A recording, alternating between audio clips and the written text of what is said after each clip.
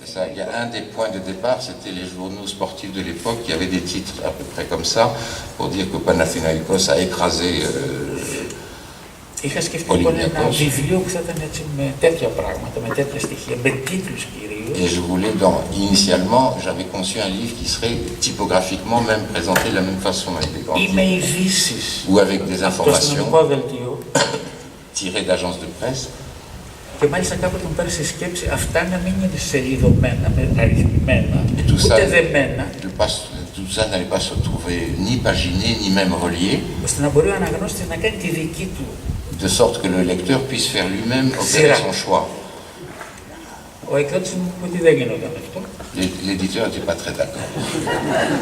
Οπότε άρχισα να γράφω, δανειζόμουν στοιχεία από τον τύπο. À partir de là, j'ai commencé à emprunter des éléments à la presse. Και από άλλες πηγές. Et d'autres Θα σας πω δύο παραδείγματα. Je vous donnerai deux exemples. Κάθε καλοκαίρι στην Ελλάδα τα καΐκια ψαρεύουν και κανένα καρχαρία καμιά φορά. Ορίστε. Τα καΐκια, τα ψαροκάικα, ψάρευουν και κανένα καρχαρία. Tous les étés en Grèce, les parcs de pêcheurs pêchent un requin ou deux. Η είδηση ήταν ότι το τάδε τρεχαντήρι ψάρεψε, έβγαλε ένα καρχαρία πάνω. L'information, c'était l'embarcation un tel à extraire un requin de la mer. Ένα μεγάλο καρχαρία. Το πλήρωμα τον κοπάνισαν, τον σκότωσαν, τον άνοιξαν και βρήκαν μέσα στην κοιλιά του ένα χάλκινο πόδι. Et on l'a donc coupé en morceaux, on l'a tranché et on a trouvé à l'intérieur un pied de bronze dans l'estomac du requin. Το χάλκινο πόδι δεν ήταν στην είδηση, το βάλα εγώ στην κοιλιά του καρχαρία. Ορίστε. Το χάλκινο πόδι δεν ήταν στην είδηση, το έβαλα εγώ στην κοιλιά του καρχαρία. Donc le pied de bronze n'était pas dans l'information, c'est lui qui l'a mis dans le ventre du Μια μαντάμα που μυστικά είχε νεαρές πιλούλες. Parmi les autres informations, il y avait le fait que, par exemple, la police avait découvert dans un quartier d'Athènes une maison close. Και η κυρία που διήθενε το διαφθορείο μαζί με την αδερφή της ονομάζονταν Πελαγία και Κυμακιανή Στάδο. S'appelait Pélagie avec Vague dans le nom de famille. Δύο ποιητικά ονόματα σε ένα πολύ ποιητικό επάγγελμα.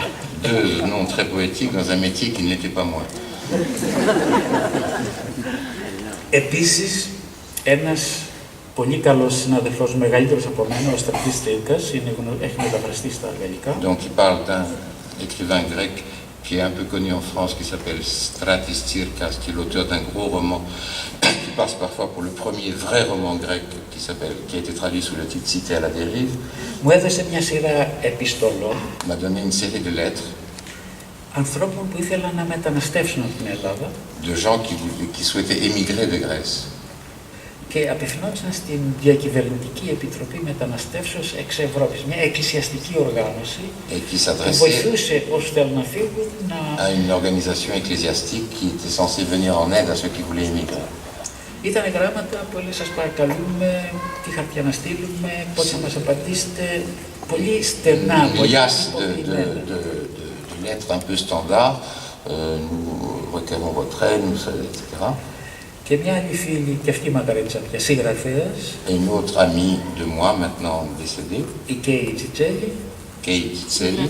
Μου έδωσε μια σακούλα αυτές των σκοπιδίες μαύρες, γεμάτη με γράμματα. M'a donné une poubelle remplie de lettres de dames, de femmes.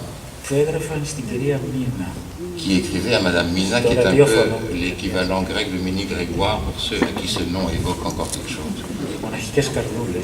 Les cœurs solitaires, c'était le nom de la rubrique.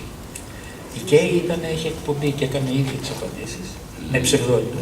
La mini-écrivain avait elle-même une émission de ce genre, sous pseudo. Και οι δύο μου τα έδωσαν, κάνε ό,τι θέλεις. Et les deux m'ont donné ces matières premières en disant faisons ce que tu veux.